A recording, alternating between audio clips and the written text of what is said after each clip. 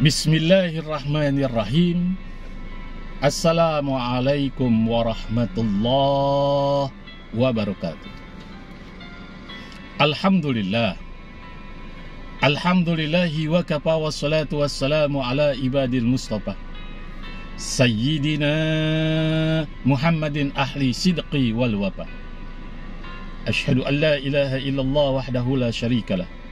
Wa ashhadu anna sayyidana wa nabiyyana Muhammadan abduhu wa rasuluhu la nabiyya ba'dah.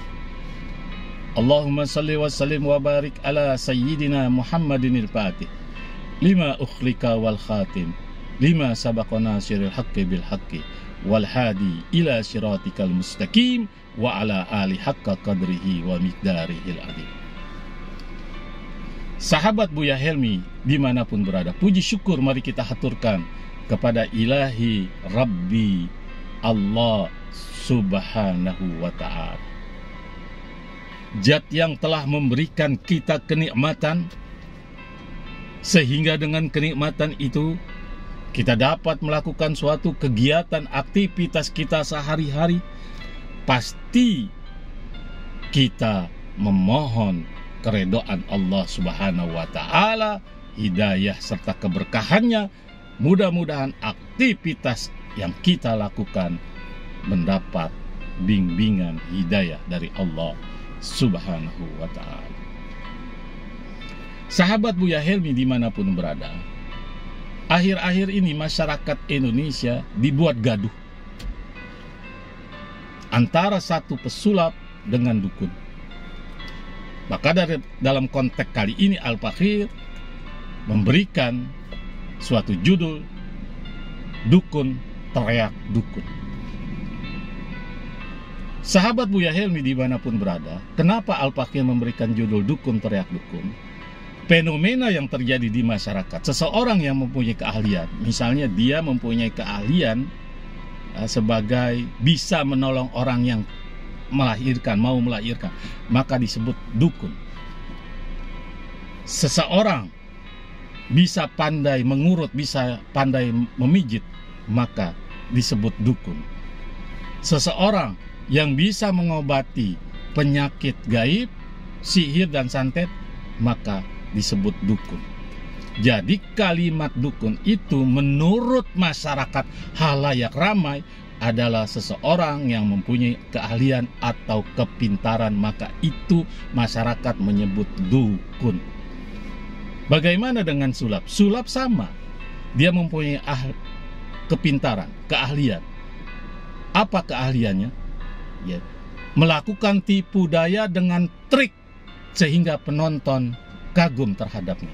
Sekali lagi, dalam konteks yang Al-Fakhir lihat di Google, sulap adalah melakukan suatu tipu daya dengan trik keahlian sehingga penonton mengaguminya. 11-12. Sahabat Buya Helmi dimanapun berada, untuk daripada itu dalam konten kali ini, ayo masyarakat Indonesia, jangan terbuai dengan perselisihan mereka, jangan terbawa dengan perselisihan mereka, sehingga kita satu sama lain saling fitnah sana fitnah sini, sehingga mohon maaf, hampir-hampir Al-Fakhir melihat bahwa terjadi mau krisis iman gara-gara persoalan ini. Yang satu tidak mempercayai sihir, kemudian yang satu lagi tidak mempercayai tentang makhluk gaib, terbawa ke situ. Mohon maaf jika Al-Fakhir salah menilai, tapi ini menurut perkiraan, sekali lagi menurut kacamata Al-Fakhir. Sulap, sekali lagi Al-Fakhir mengatakan, sulap sama juga sihir 11-12. Beda tipis. Jadi kalau sulap teriak dukun, sama aja. Dukun teriak dukun. Kenapa sulap beda-beda tipis seperti sihir? Lihat, Al-Fakhir punya dalil. Al-Fakhir punya dalil. Kita lihat sejarah para anbiya wal mursalin. Kita ambil contoh sejarah Nabiullah Musa alaihissalam. Tatkala Nabiullah Musa alaihissalam berdakwah kepada seorang raja yang zalim, yang mengaku dirinya Tuhan, mengatakan ana rabbul alamin, saya adalah Tuhan sekalian alam, itu Fir'aun. Allah mengutus Nabi Musa. Setelah Allah berdakwah kepada Fir'aun, kemudian apa yang dilakukan oleh Fir'aun, raja sombong, raja yang dilaknat oleh Allah Subhanahu wa Ta'ala? Apa yang dilakukan oleh Fir'aun? Fir'aun memanggil para pesulap-pesulapnya atau ahli-ahli sihir, ahli-ahli sulap. Kenapa Al-Fakir Buya Helmi mengatakan ahli-ahli sulap? Kita lihat fenomena yang terjadi pada saat itu.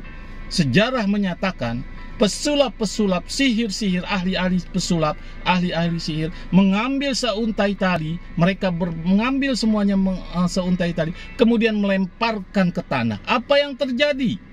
Ular. Sulap bukan? Sama seperti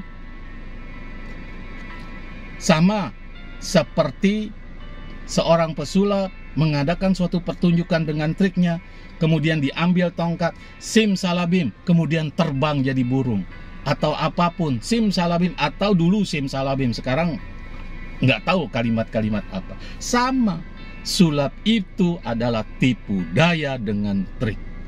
Jadi di zaman Nabiullah Musa alaihissalam, Fir'aun mengandalkan, memerintahkan para pesulap-pesulap untuk apa?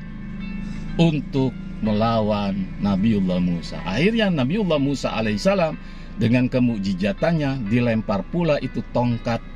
Kemudian tongkat itu juga sama menjadi ular yang besar, memakan ular dari tali temali para pesulap Fir'aun. Untuk daripada itu, dalam konten kali ini, yuk mari sama-sama biarkan perdebatan antara dukun sulap dengan dukun pengobatan, biarkan saja, kita hanya menyimak saja, memperhatikan saja, no comment kalau kita ini.